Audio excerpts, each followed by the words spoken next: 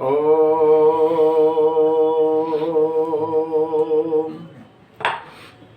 ओम सं समुद्यो वासी वृथन्नग्ने विश्वाग्नये ईडस्पदे सेनो समिध्यसि सेनो वसून्या भर। तो आज की जो मैं वीडियो बना रहा हूँ वो मकर संक्रांति पे बनेगी। जो ये अब 14 तारीख में मकर संक्रांति मनाते हैं, 13 तारीख में भी मनाते हैं। तो इसका जो क्या उद्देश्य है, कैसे मनाना चाहिए, इस पे मेरी आज चर्चा रहेगी। तो देखिए, सृष्टि के अनादिकाल से मकर संक्रांति शोर मकर संक्रांति पर्व क्यों और कैसे मनाएं, इस पे आज की चर्चा रहेगी। देखिए, पहले तो हम ये विचार करें मकर संक्रांति पर्व है क्या, इसको क्या करना चाहिए और क्यों मनाते हैं। जितने काल में पृथ्वी सूर्य के चारों ओर परिक्रमा पूरी करती है उसको एक सौर वर्ष कहते हैं। जो पृथ्वी चारों ओर सूर्य के घूम करके जब अपना चक्कर लगाती है उसको सौर वर्ष कहते हैं। और कुछ लंबी वर्तुलाकार जिस परिधि पर पृथ्वी परिभ्रमण करती है उसको क्रांति वृत्त कहते हैं। तो ये जो पृथ्वी सूर्य के चारों तरफ घूमती है, जब इसका चक्कर आता है तो उसी से उत्तरायण और दक्षिणायन सूर्य की गति और चाल दिखाई देती है हमें। सूर्य तो नहीं घूमता पर पृथ्वी घूमती है। तो कहते हैं ज्योतिषियों द्वारा इस क्रांति व्रत के 12 भाग कल्पित किए गए हैं और उन 12 भागों के नाम उस स्थानों पर और आकाशस्थ नक्षत्र पुंजों से मिलकर बनी हुई कुछ मिलती जुलती आकृतियों पदार्थों के नाम पर रख लिए गए हैं। तो देखिए, जो एक तो ये ब्रह्मांड का वो है, तो उसको जो है उसके नाम है 12 राशि। कई 12 राशि जो है मनुष्यों के नाम पे, और उनका वो कि इस राशि में इसका जन्म हुआ तो ये इसकी राशि बन गई। तो उससे क्या प्रकृति से हमें और मनुष्य की जो कर्म है स्वाभाविक हैं, तो उसको जो है उन दोनों से मेल थोड़ी खा सके। ये हमारी भ्रांतियां हैं। तो कहते हैं नंबर 1 मेष, नंबर 2 वृष, नंबर 3 मिथुन, नंबर 4 कर्क, नंबर 5 सिंह और 6 कन्या, नंबर 7 पर तुला और 8 पर वृश्चिक, नंबर 9 पे धनु और 10 मकर, 11 कुंभ और 12वें पे मीन। प्रत्येक भाग व आकृति राशि कहलाती है। जब पृथ्वी एक राशि से दूसरी राशि में संक्रमण करती है तब उसको संक्रांति कहते हैं। तो यहाँ आया है कि जब पृथ्वी एक राशि से दूसरी राशि में अपनी गति करती है तो उसको संक्रमण करती है, तो उसको जो संक्रांति कहते हैं। लोक में उपचार से पृथ्वी के संक्रमण को सूर्य का संक्रमण कहने लगे हैं। तो लोग जो है, लोगों ने ये है कि भाई जो सूर्य गति कर रहा है उस पे हमने वो कब सूर्य उत्तरायण है दक्षिणायन है, लेकिन घूमती पृथ्वी है। जब पृथ्वी घूमती है तो सूर्य जो है उसकी जो वो है उत्तरायण और दक्षिणायन, उसकी जो गति बन जाती है, चाल बन जाती है, दिखाई देने लगता है। तो इसलिए तो उसको जो है उपचार में पृथ्वी के संक्रमण, सूर्य का संक्रमण कहने लगे हैं। संक्रमण तो पृथ्वी कर रही है और हम कह रहे हैं सूर्य का। तो 6 मास तक सूर्य क्रांति व्रत से उत्तर की ओर उदय होता रहता है। प्रत्येक 6 मास तक दक्षिण की ओर निकलता रहता है। प्रत्येक 60 मास की अवधि का नाम अयन है।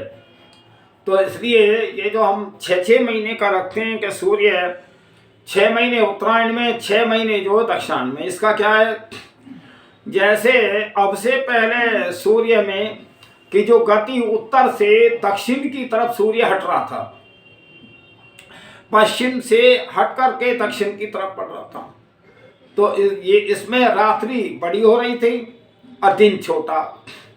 अब जो उत्तरायण काल जो है उसमें सूर्य की गति पृथ्वी की गति है, सूर्य तो क्या, तो उसमें जो है जो गति है उसकी पृथ्वी की वो एक तरह दक्षिण से उत्तर की तरफ बढ़ रही है और दक्षिण से पश्चिम की तरफ बढ़ रही है। तो क्या होगा, दिन बड़े हो जाएंगे और रात्रि छोटी हो जाएगी। यही तो है, इसी पे हम ये पर्व मनाते हैं, मकर संक्रांति पर्व। तो आज मैं इसी की चर्चाएं करूंगा। सूर्य के उत्तर की ओर उदय की अवधि को उत्तरायण और दक्षिण की ओर उदय की अवधि को दक्षिणायन कहते हैं। उत्तरायण काल में सूर्य उत्तर की ओर से उदय होता हुआ और दिखता है। उसमें दिन बढ़ता जाता है और रात्रि घटती जाती है। दक्षिणायन में सूर्य उदय दक्षिण की ओर दृष्टिगोचर होता है, दिखाई देता है कि दक्षिण को सूर्य बढ़ रहा है, तो उसमें रात्रि बढ़ती जाती है और दिन घटता जाता है। सूर्य की मकर राशि को और संक्रांति से उत्तरायण और कर्क संक्रांति से दक्षिणायन प्रारंभ होता है। सूर्य के प्रकाश अधिक के कारण उत्तरायण विशेष और महत्वशाली माना जाता है। तो अतएव उत्तरायण के आरंभिक दिवस मकर संक्रांति की भी अधिक महत्व दिया जाता है। तो और स्मरण अतीत चिरकाल से और उस पर पर्व मनाया जाता है। यद्यपि इस समय उत्तरायण परिवर्तन ठीक मकर क्रांति पर नहीं होता, तो अयन चयन की गति बराबर पिछली ओर होते जाते हैं। कारण है कि तो इसलिए देखिए, ये जब से सृष्टि बनी है, सृष्टि को बने 1,96,8,53,000 और 125-26 वर्ष हो गए। तो तभी से ये जो पर्व है इसको जो है मनाते आए हैं वैदिक विद्वान। तो ये आज का पर्व नहीं है, ये प्राचीन काल जब से दुनिया बनी है तभी से ये पर्व मनाया जाता है। तो देखिए ये है, और इसमें जो है मकर संक्रांति के अवसर पर शीत अपने यौवन पर होता है। बहुत सर्दी है इस समय, तो जनावास जंगल वन पर्वत सर्वत्र और शीत का आतंक छा रहा है। चराचर जगत शीतराज का लोहा मान रहा है। हाथ पैर जाड़े से सिकुड़ जाते हैं। रात्रो जानी दिवा बहन, रात्रि में जंगा और दिन में सूर्य। किसी कवि की यह उक्ति दोनों पर आजकल ही पूर्ण रूप से चरितार्थ होती है। दिन की अब तक यह अवस्था थी कि सूर्य उदय होते ही अस्ताचल की गमन की तैयारियां आरंभ कर देते थे। मानो दिन रात्रि में लीन हो जाता था। रात्रि सुशर्मा और राक्षसी के समान अपनी देह बढ़ाती ही चली जा रही थी। अंत को उसका भी अंत आया। तो देखिए, अब से पहले रात्रि बढ़ रही थी, अब दिन बढ़ने लगेगा, और बहुत सर्दी पड़ रही थी। तो इसलिए ये सारे मौसम परमपिता परमात्मा ने बनाए। अगर ये नियम ऐसे सृष्टि ना बनाई होती तो सृष्टि नहीं चलने पाती। जितने भी संसार के प्राणी हैं, इस सृष्टि चक्र से उनका जीवन चल रहा है, और हमें सब इस सृष्टि चक्र से अन्न औषधि सब कुछ मिल रही है। परमपिता परमात्मा ने कितनी सुंदर सृष्टि बनाई है। अपने में ठंड भी बहुत अच्छी लगती है असली में। तो गर्मी की अपेक्षा ठंड ज़्यादा अच्छी लगती है, कपड़े पहन लो। गर्मी का बहुत उपाय जो है कहीं जंगलों में, उसमें बड़ा कठिन है। तो इसलिए हम इसी रूप में इसको मनाते हैं। परमपिता परमात्मा ने कैसी सृष्टि बनाई है कि जो सारी पृथ्वी घूमती है, और आपको सूर्य छोटा सा नजर आता है, लेकिन सूर्य जो है पृथ्वी से लाखों कोस दूर है और लाखों गुना बड़ा है। या महर्षि दयानंद कहते हैं, अगर जैसे हम कहते हैं ना सूर्य घूम रहा है, अगर सूर्य पृथ्वी का चक्कर लगाए तो कहते हैं कितने ही हजारों लाखों वर्षों का एक दिन होगा। और जो जब बड़ी चीज छोटी के चारों तरफ घूमे तो बहुत समय लगेगा। तो पृथ्वी छोटी है तो सूर्य के चारों तरफ घूम जाती है। ये जो है, ये चक्र जो है परमपिता परमात्मा ने, महान बुद्धिमान और महान वैज्ञानिक है परमपिता परमात्मा, तो उसकी जो ये सृष्टि है बनाई हुई। मकर संक्रांति के पर्व को हम कैसे मनाएं? इस पर्व को मनाने के लिए हम घर में हवन जरूर करें। यज्ञ तो प्रत्येक कार्य में पहले है, और यज्ञ तो रोजाना ही करना चाहिए। तो एक पहले तो यज्ञ करें, फिर हम बहुत जो गरीब आदमी हैं, वृद्ध हैं, उनको वस्त्र दान करें, और खाने पीने की चीजें दान करें, तिल दान करें, और बहुत सारी जो ऐसी वस्तुएं हैं जो इस समय वो सब हम दान कर सकते हैं। दान का महत्व तो ज्यादा है मकर संक्रांति पे। तो यहाँ अंत को उसका भी अंत आया। मकर संक्रांति के मकर ने और उसको निराला आरंभ कर दिया। आज सूर्य उदय ने उत्तरायण में से प्रवेश किया। इस काल की महिमा संस्कृत साहित्य में वेद से लेकर आधुनिक ग्रंथ पर्यंत और विशेष वर्णन की गई है। वैदिक ग्रंथों में उसकी देवयान कहा गया है, और ज्ञानी लोग स्व शरीर त्याग तक की अभिलाषा इसी उत्तरायण में रखते हैं। उनके विचार अनुसार इस समय देह त्यागने से उनकी आत्मा सूर्य लोक को होकर और प्रकाश मार्ग से और प्रयाण करेगी।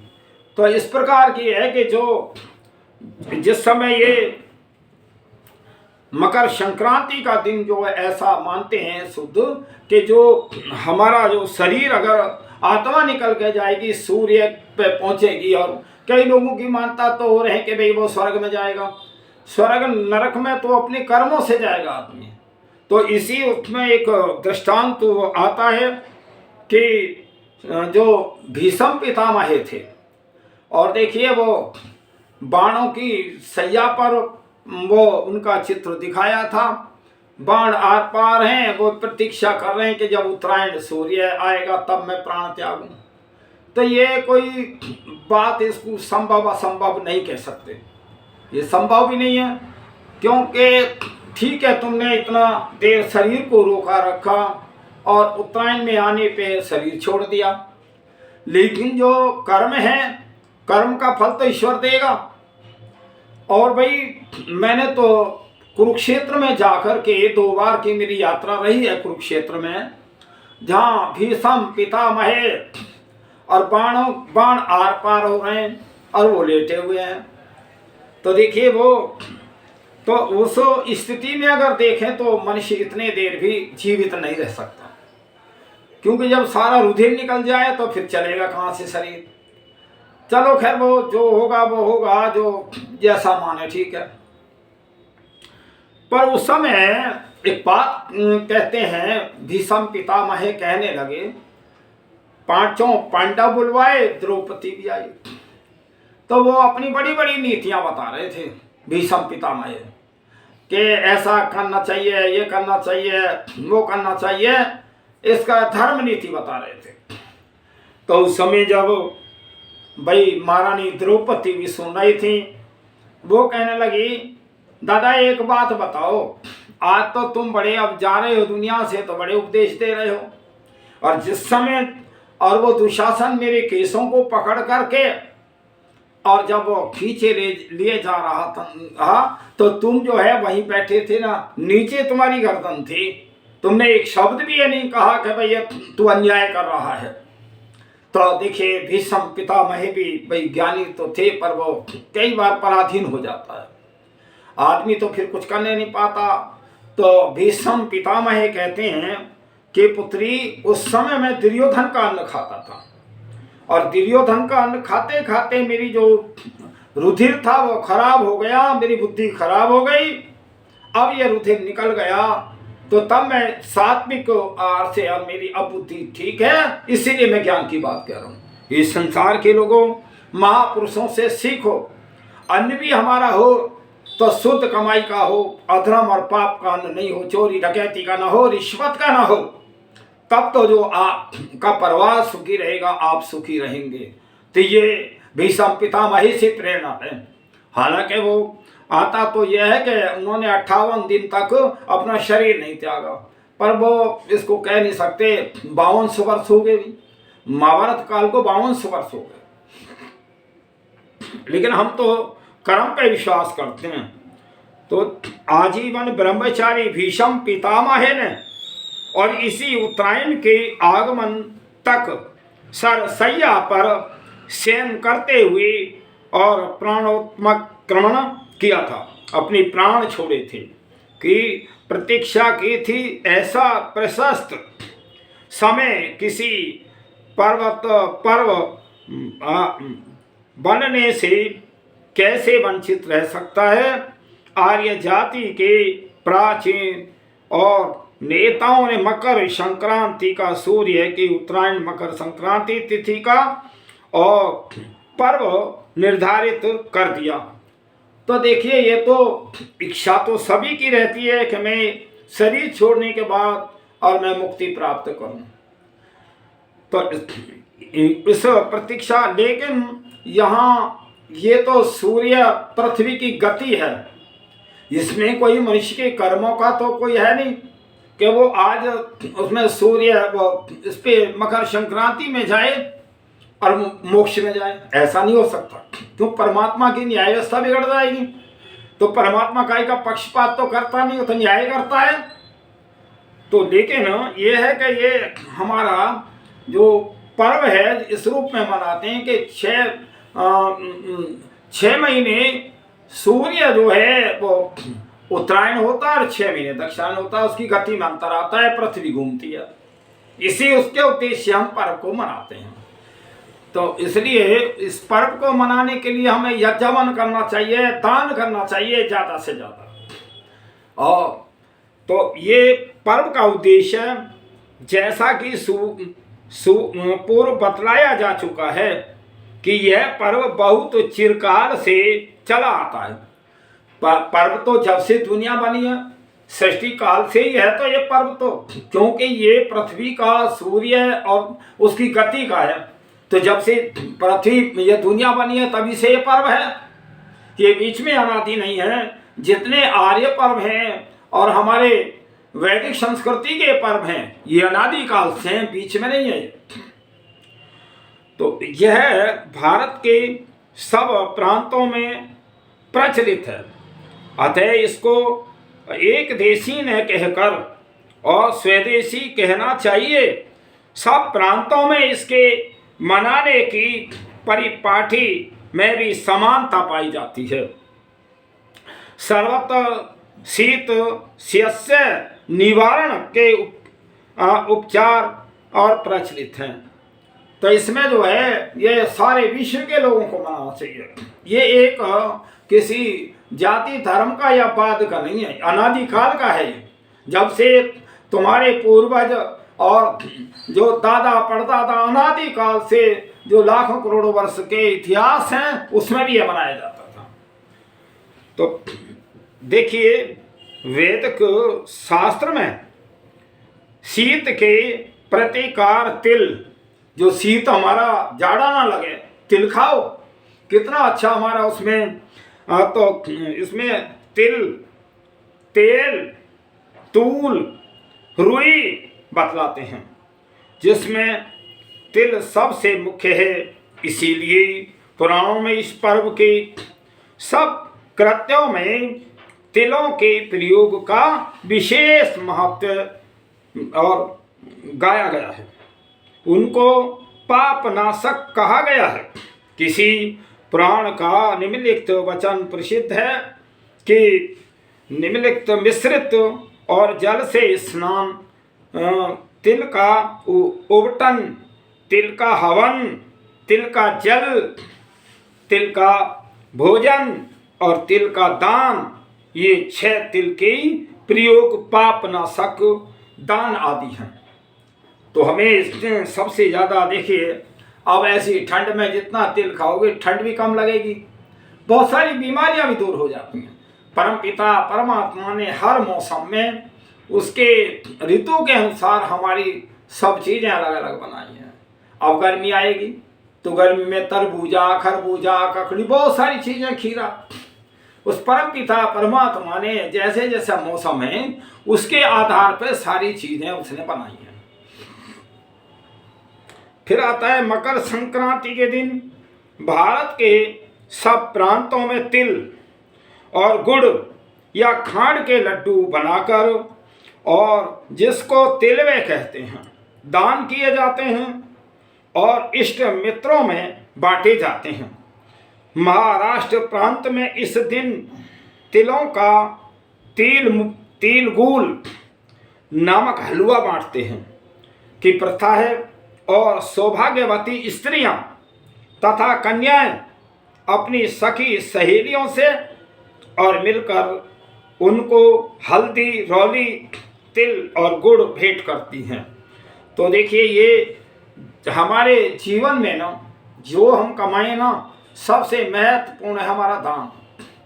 देखिए धन जो है जितना दान करोगे, और दान में तो 2 ही चीज़ों का मानता हूँ। वैसे दान तो सभी हैं, भूखे को रोटी खिलाना भी दान है, लेकिन सबसे जो प्रथम दान है वो विद्या का है। विद्या हो वेदों की, संस्कृति, ईश्वरीय ज्ञान, बहुत बड़ा दान है विद्या का। दूसरे पे यज्ञ कर्म, और दान में जितने परोपकार के कार्य हैं सब यज्ञ कहलाते हैं। तो इसलिए हमें इन पर्वों से प्रेरणा लेनी चाहिए कि हम ऐसा पूरे वर्ष करते रहेंगे। आज के उसके जो है ये हमारा मकर संक्रांति पर्व हमें यही प्रेरणा दे रहा है कि हमें दान करना चाहिए, तो बांटना चाहिए। फिर प्राचीन ग्रीक लोग भी वधू वर की संतान वृद्धि के निमित्त तिलों का पकवान बांटते हैं। तो ये भी जो है ना, जो जिनकी शादियां होती हैं, नववधु हैं, तो वो उत्तम संतान मिले तो वो प्रसाद भी बांटती है तिल का। और इससे ज्ञात होता है कि तिलों का प्रयोग प्राचीन काल में विशेष गुण कारक माना जाता रहा है। तो ये प्राचीन रोमन लोगों में मकर संक्रांति के दिन अंजीर, खजूर और शहद अपने इष्ट मित्रों को भेंट देने की रीति थी। यह भी मकर संक्रांति पर्व की सार्वत्रिकता और प्राचीनता का परिचारक है। तो देखिए अलग अलग तरीके से कहीं शहद भी, खजूर भी सब बांटते हैं, जैसे जैसे हमारे भाई अपने प्रदेशों में जलवायु के आधार पर जो चीज़ें पैदा होती हैं उसको बांटते हैं। कहीं खजूर ही बांटते हैं। तो फिर आता है मकर संक्रांति पर्व पर दीनों को, गरीबों को शीत निवारणार्थ कंबल और घृत दान करने की प्रथा सनातनियों में प्रचलित है। तो देखिए सनातनी में एक आज समझने में अंतर आ रहा है। सनातनी कहते हैं जो सदा से रीति रिवाज हैं। सनातनी रीति रिवाज वेद का आधार है। ये सनातनी नहीं है जो हिंदू मूर्ति पूजा तो कहीं है ही नहीं वेद के अंदर। हम स्वाध्याय करें, परमात्मा का ध्यान करें, वेदों को पढ़ें, अपनी बुराइयों को दूर करें, ये है। इसको सनातन उसको कहते हैं जो नित्य प्रति यज्ञ करे, दोनों समय संध्या करे, वेदों को पढ़े, वेदों को माने, वो है सनातनी। ये सनातनी नहीं है। टल्ली बजाना सनातनी नहीं है, और ना ही कोई और अंधविश्वासी लोग के हम सनातनी हैं, ऐसा नहीं। सनातनी का पर्व वो इसका अर्थ समझो। सनातनी का मतलब है जो सदा से चलाया, जब से दुनिया बनी है जब से चलाया, सनातनी का सदा से। तो सदा से तो वैदिक धर्म है और कोई है नहीं। तो यहाँ आता है इसमें कंबल बांटते हैं, घृत दान करते हैं, सनातनियों में प्रचलित है। कंबल वतंत ने बाधते शीतम की सलिख उक्ति संस्कृत में प्रसिद्ध है कि घृत को भी वेदक में ओज कहते हैं। घृत जो है ओज है, शक्तिवर्धक है। तो इसमें घृत भी खाना चाहिए, जो बांट सकें बांटो। और तेज बढ़ाने वाला तथा अग्नि दीपक कहा गया है। ये हमारी पाचन क्रिया को बढ़िया बनाता है, पूरी शरीर को बढ़िया बनाता है। घी होना चाहिए शुद्ध, गाय का घी। अब गाय घी मिले कहाँ से? हैं, गाय तो मार दी कसाईयों ने, मांस खा रहे हैं, घी दूध अच्छा नहीं लगे इन्हें। तो इसलिए बल्कि मैं एक बात याद आ गई, जितने मांसाहारी हैं जो गाय का मांस खाते हैं वो प्रतिज्ञाएं करें कि हम गाय का घी या दूध नहीं लेंगे, मांस ही खाओ। तो इसलिए विचार करो कि हम कहां से कहां जा रहे। ये आर्यों की भूमि थी, आर्य प्रदेश था। तरह तरह की मान्यताएं और वो सारी यहाँ प्रचलित होती जा रही हैं। तो इसलिए और आर्य पर्वों पर दान जो धर्म का एक संबंध है और अवश्य में भी कर्तव्य है। ये जो हम पैसा कमाते हैं ना, इसकी 3 गति हैं, दान, भोग और नाश। अति उत्तम तो दान है। मैं अपने खर्चे में खर्च कम करूं और दान ज़्यादा दूं। और एक दूसरी है कि मैं अपने खर्च पे अपना लगा लूं पैसा। दान कहाँ से करोगे? तो दान, भोग और नाश, जो दान नहीं करते, भोग भी नहीं करते, उनका जो धन है वो उसमें जाता है, पतन में जाता है, नाश में जाता है। तो इसलिए धन को जो है धर्म कार्यों में लगाया करो। ये हमें, और फिर अर्थ देश काल और पात्र के अनुसार ही दिया हुआ दान सात्विक कहलाता है। हमें देश काल और विचार, अब तुम कई भलाई करी, कई शराबी को दे दिया पैसा तुमने, ले वेला तू, और वो दुनिया भर के ढोंग रच के ले रहा है, तो वो क्या करेगा? शराब पी ली। तो आपका पैसा वो दान में नहीं गया, आपका नरक में गया। आप उस पाप के भागी आप भी हैं। तो इसलिए संसार के लोगों, दान भी दो, सुपात्र को दो, कुपात्र को मत दो।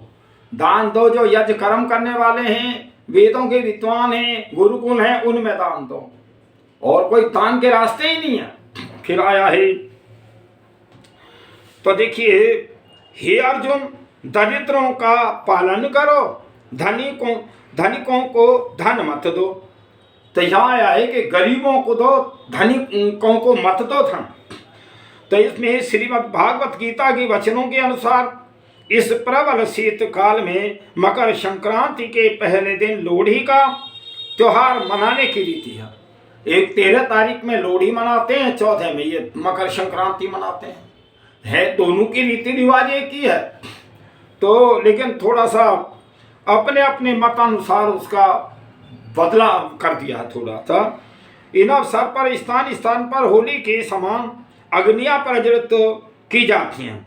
तो हम शीत दूर करने के लिए अग्नि भी जला सकते हैं, हम गायन को भी दान दे सकते हैं, गायन को आटा खिला सकते हैं, गायन को गुड़ खिला सकते हैं, और हम गरीबों में बांटें। ये प्रथा हमारी इस पर्व की है, यही हमें प्रेरणा देती है पर्व।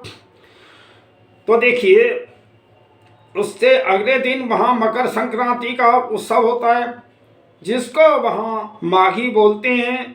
ज्ञात होता है कि ये दोनों दिन लगातार एक ही उत्सव में होकर दिन द्वीपव्यापी मकर संक्रांति महोत्सव के एक ही पर्व का और अपभ्रष्ट रूप है, जो जिसको कहते हैं ना लोहड़ी अपभ्रष्ट है, लेकिन ये असली तो मकर संक्रांति है। तो हमें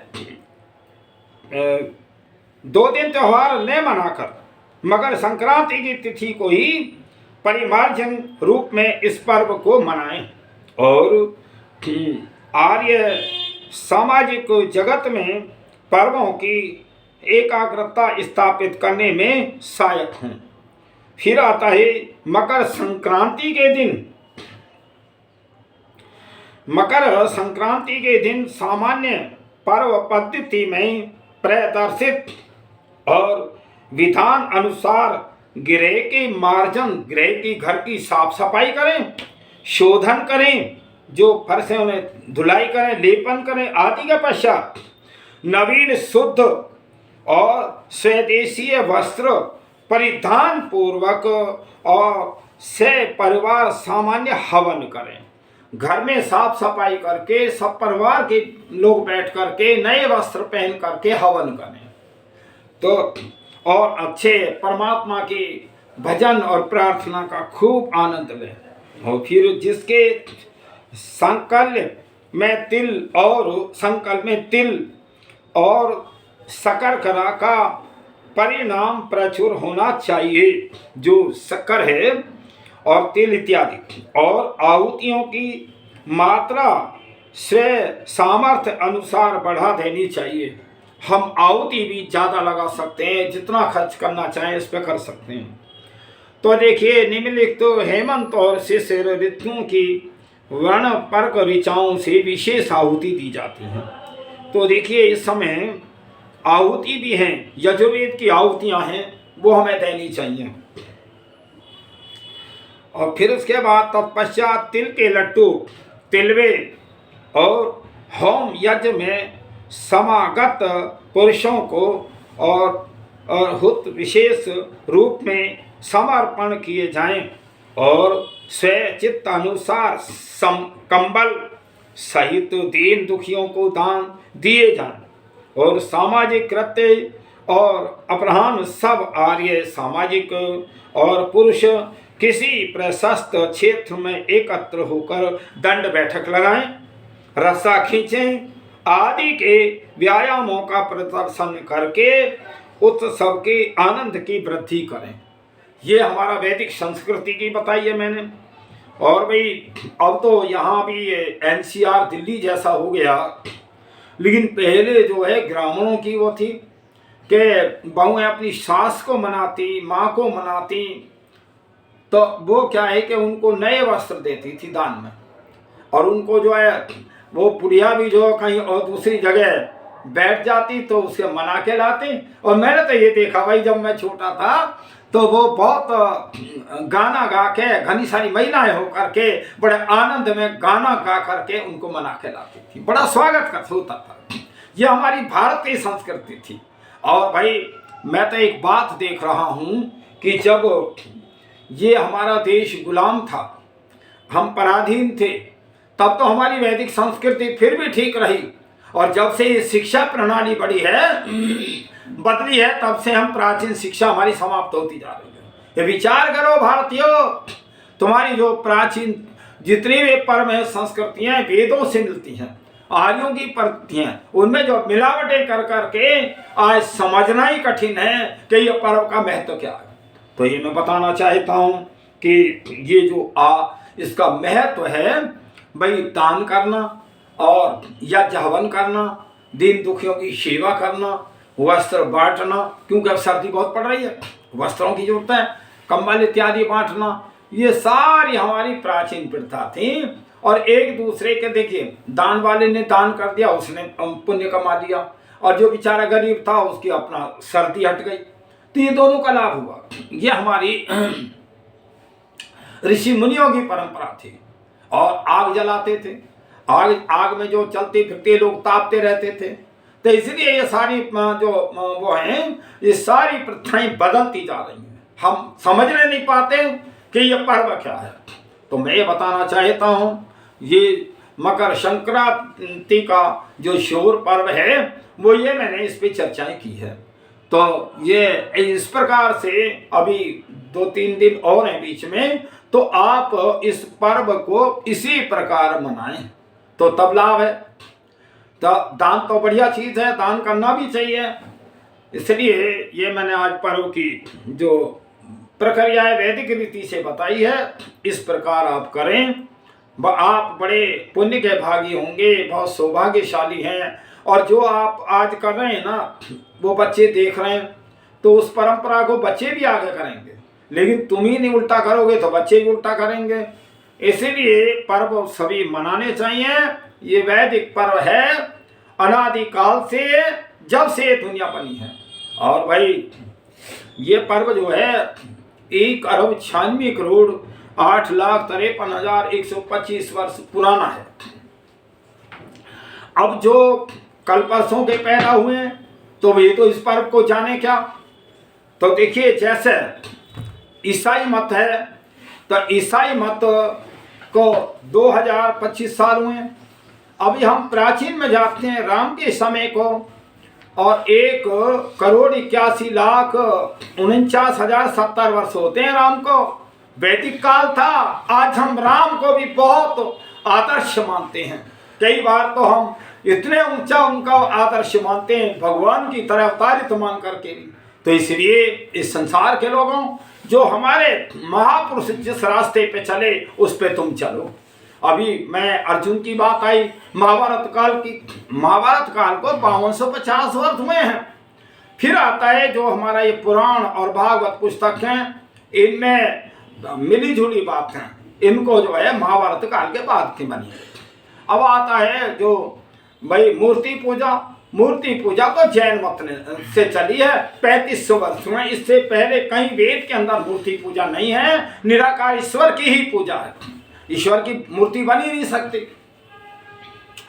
फिर आता है उसके बाद बना ईसाई मत 2025 वर्ष, 26 चल रहा। उसके बाद मुस्लिम मत 1450 वर्ष, सिख मत 550 वर्ष। और ये हिंदू नाम है ना, ये बढ़िया नाम नहीं है और ये अपमानित नाम है, तो इसको 1000 वर्ष हुए। अरे फिर अच्छा, आप विचार करेंगे कि जी फिर नाम क्या था। अरे हमारा नाम अनादिकाल से आर्य था, हम तो श्रेष्ठ थे, उत्तम थे, ऋषियों की संतान थे, हमारे महापुरुष सब ऋषि मुनि थे।